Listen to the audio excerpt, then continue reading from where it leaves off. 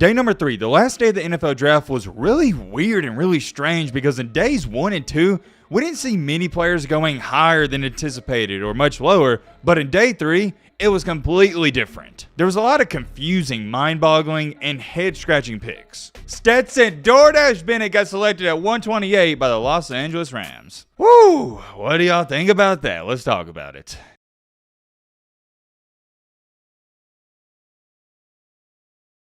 Ladies and gentlemen, I have good and I have bad news. The good news is we are now exactly 4 months away from the college football season. The bad news is we are now exactly 4 months away from the college football season.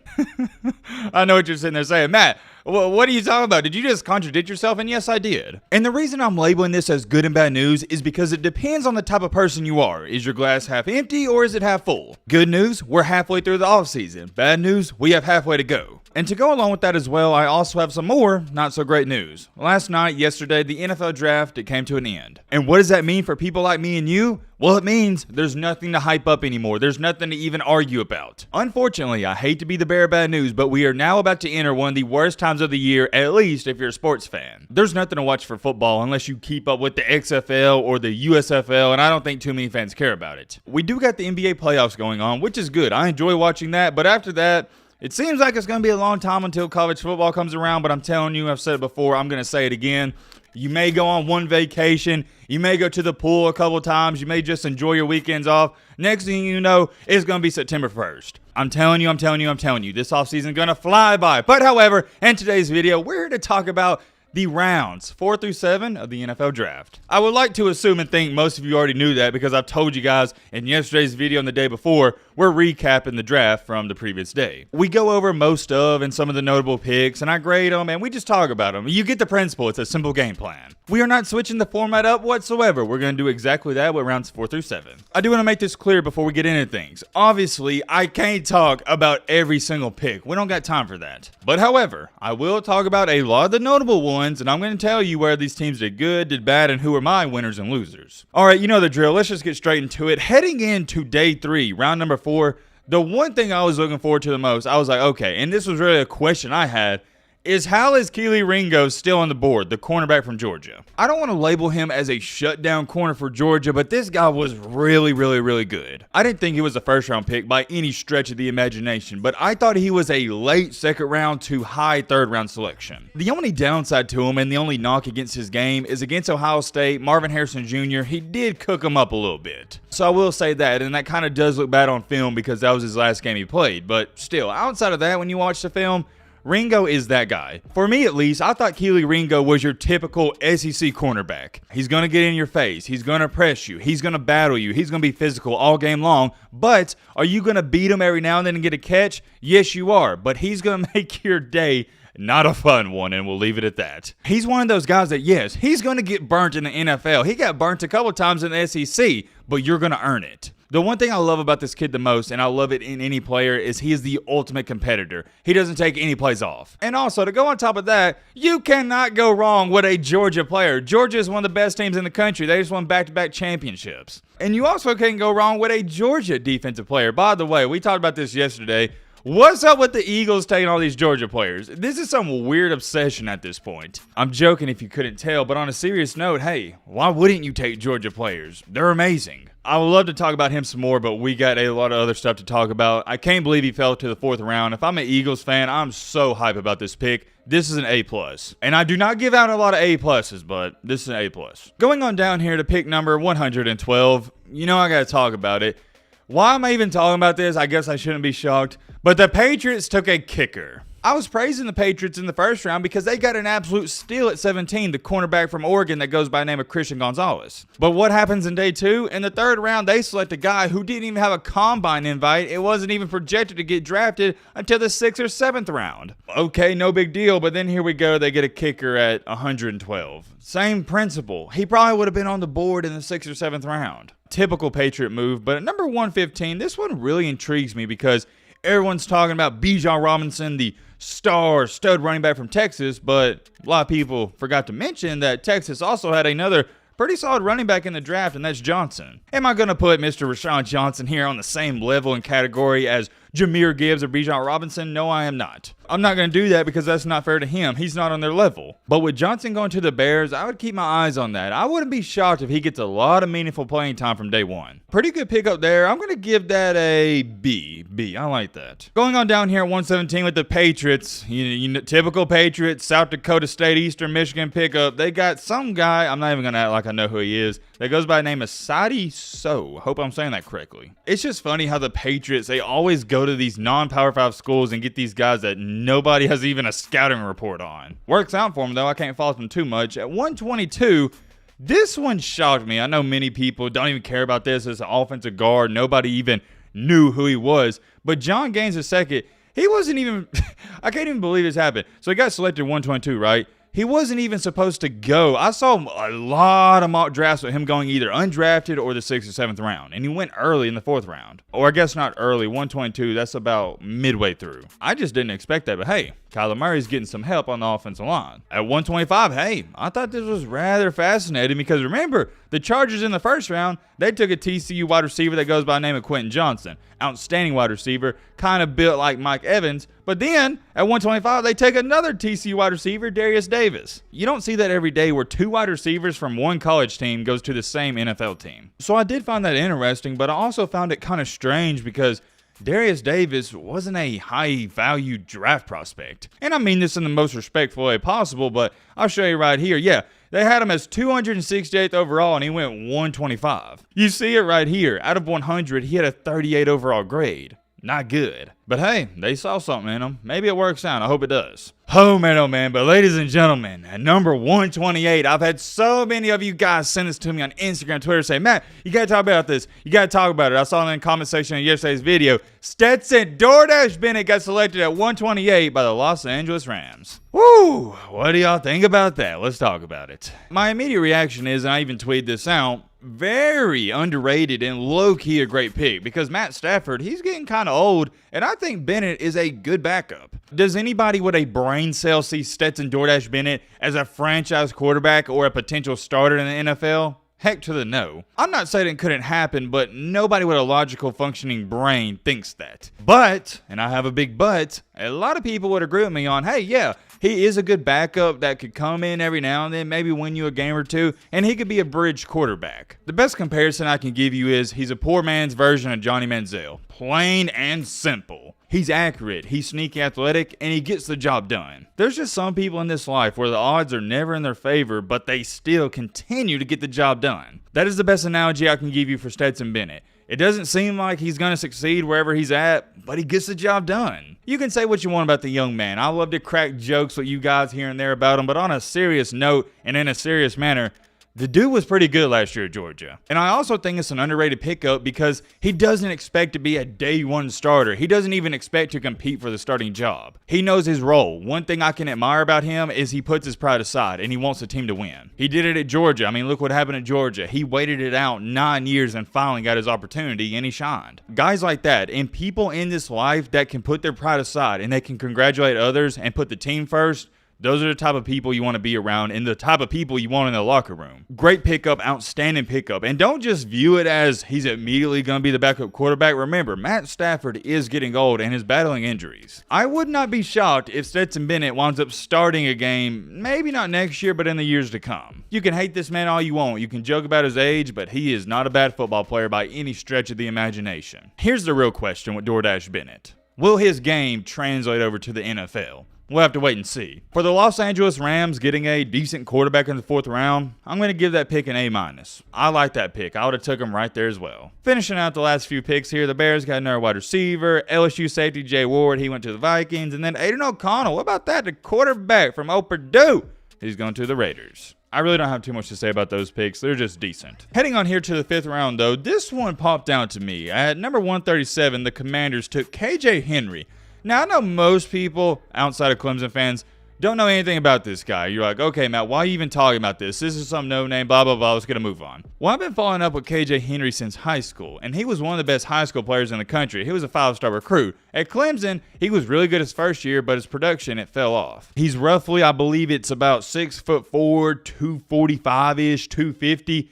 The dude has the potential to be really, really, really good in the NFL, but I also feel like he could also have a not so great career. It's going to go either one or two ways, no in-betweens. So I thought that one was kind of neat. If you're a Commanders fan, just keep your eyes on that one. But here we go, starting to heat up.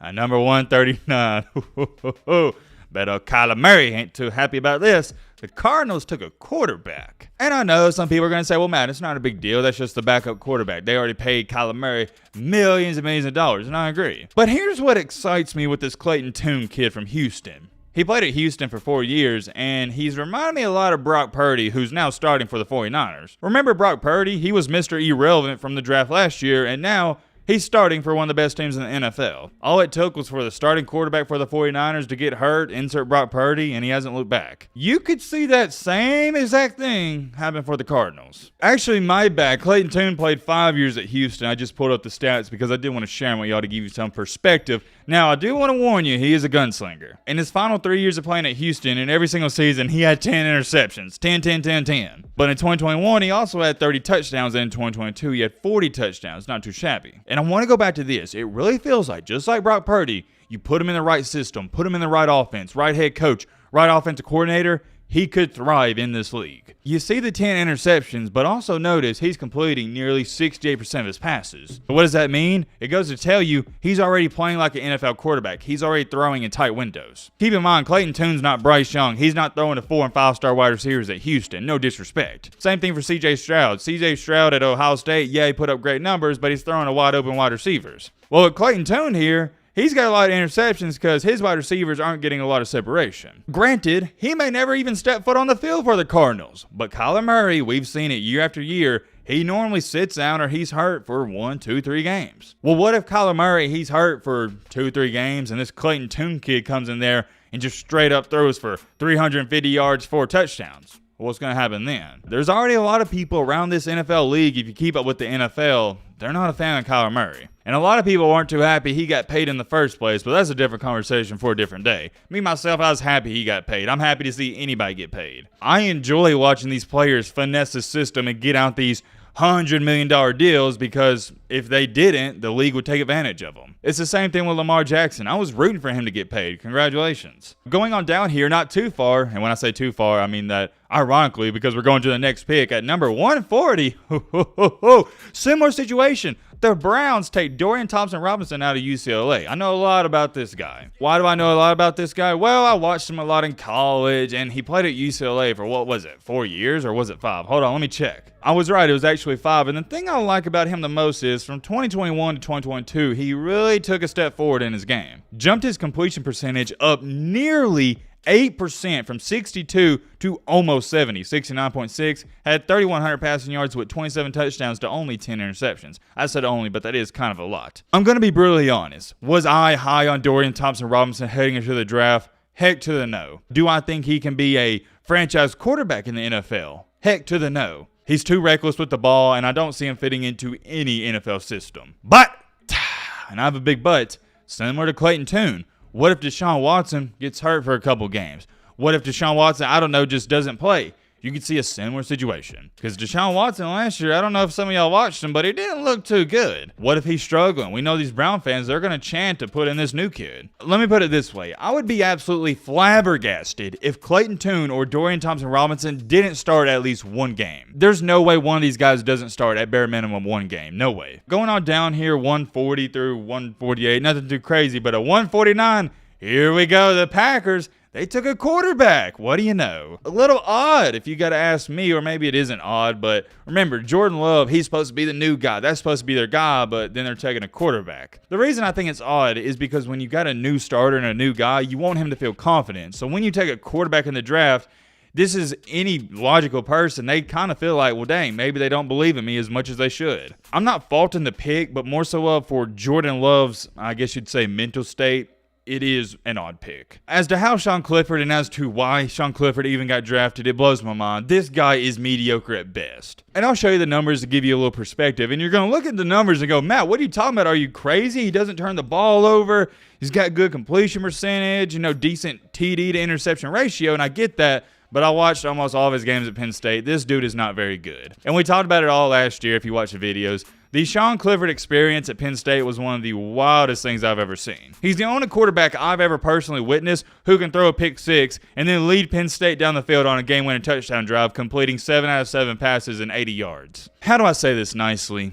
He's just not NFL material. I hate to say it, he seems like a good kid, but not NFL talent. Check out this pick though. At 163, I low-key forgot about this guy, Chase Brown. For those of you that don't know who Chase Brown is, he was one of the best running backs in the country last year. I don't know if he wound up finishing, but most of the year, he was leading the country in rushing yards. When you think of an old school bruiser, bowling ball type of running back, that's Chase Brown. He's not a Jahmyr Gibbs. He's not a Bijan Robinson. This guy is similar to a bowling ball. He's not extremely fast, which does concern me because the NFL is trying to go to more of that Tony Pollard, Jahmyr Gibbs, Alvin Kamara type of running back where they're not taking all these brutal beatings. And for the most part, these smaller running backs that are really good at receiving out of the backfield, that's what is thriving at the NFL. Chase Brown is not that. He's more of your ground and pound type of guy. Last year, he had 328 carries. That is a crap ton of carries. 1,600 yards and 10 touchdowns. He's a definition of a bruiser. My concern with him is I don't know how long he can last in the NFL doing that type of play style. Maybe he'll adapt. I don't know. I think he's a good running back. It's going to be really intriguing to see how it plays out. We'll see what happens there. At 167, the Texans, they got a really good linebacker and a guy that I think he's going to start right away, and that's Alabama's linebacker, Henry To'oTo'o. As you can see right here, they gave him a 74 overall grade, had him going 82 in the draft, and he fell to the 4th round, 167. Really shocked me he fell that low. I had him going in the 3rd round, and he fell all the way down to the 5th round. With Henry To'oTo'o, he is the definition of a solid linebacker. He's not great at anything. Make no mistakes about it. He's not great. That's why he wasn't a 1st-round talent or even a 2nd-round talent. But he's good at everything. And in the NFL, I think he's going to be one of these linebackers who's never a top linebacker in the NFL, but he's going to be a guy that plays for 12 years, makes a lot of money, and nobody ever talks about. He is about as solid as a linebacker you're ever going to get in the 5th round. Can't believe he fell that far. Solid, solid, solid. The only downside to him is he is kind of on the slower side and he can't keep up with wide receivers or running backs out of the backfield. That's the only downside, but let's be honest. What linebacker in the NFL can keep up with a wide receiver or running back? Not many. Continuing to go down here, 172, I really like this pick. The Giants got a running back out of Oklahoma, Eric Gray. You want to talk about getting a steal? This is a definition of a steal. Eric Gray is a dog, and I mean a straight-up dog. You're talking about a guy who's going to shock a lot of people. Mark it down. He's had a strange college career because he started out at Tennessee. Things were going pretty good, and he wound up leaving, going to Oklahoma. He gets to Oklahoma, and he straight up balls out. Last year alone, he had 1,336 rushing yards. He's averaging 6.4 yards per carry. I don't know how he fell this far. I don't know why nobody was hyping him up more than they should have. Eric Gray can play. He's a straight up baller. I would be ecstatic if I'm a Giants fan. Let's get a move on here to our 6th round, though. What do you know? The Patriots finally solid pickup at 187. They got Kayshon Boutte, wide receiver out of LSU. Very nice pickup. Now, Kayshon Boutte would have been a 1st-round pick if he didn't straight up suck this year at LSU. I don't know what happened. He cost himself tens of millions of dollars, but bottom line is he's a Patriot. I think it's a good pick. He's an up and down wide receiver. He may have 150 yards one game and maybe 7 yards the next. You just don't know what you're getting out of this kid. And I think that's why he fell so far in the draft. And also, I've heard some concerns about some attitude problems. I'm not too sure about that. Remember, he was involved in that scandal with that female at LSU, so do what you want with that information. If you don't know what I'm talking about, I'm not going into detail, but if you know, you know. Right after that, though, at 188, the Eagles, they take a quarterback, Tanner McKee out of Stanford. This guy is your stereotypical dream for an NFL scout. 6'6", 230. Doesn't matter. I mean, no, he's going to be a backup for Jalen Hurts, but good pickup. I really like this pick, though, at 191. Trey Palmer. Now, for those of you who don't know, he's a wide receiver from Nebraska, but he originally was at LSU. He transferred to Nebraska. This dude's a baller. Nobody talked about him, though, because he went to Nebraska, and Nebraska sucks. He's roughly 6 foot, 195 pounds, and also, he had a 4.33 40-yard dash. He can fly, man. It is rare to get a receiver that fast this late into the draft. And the last pick we're going to talk about in the 6th round, like this one as well. The Los Angeles Rams, they get Zach Evans, running back out of Ole Miss. I like that pick. I like it. But at 224 here, the Falcons, they get safety DeMarco Helms out of Alabama. Am I very high on DeMarco Helms?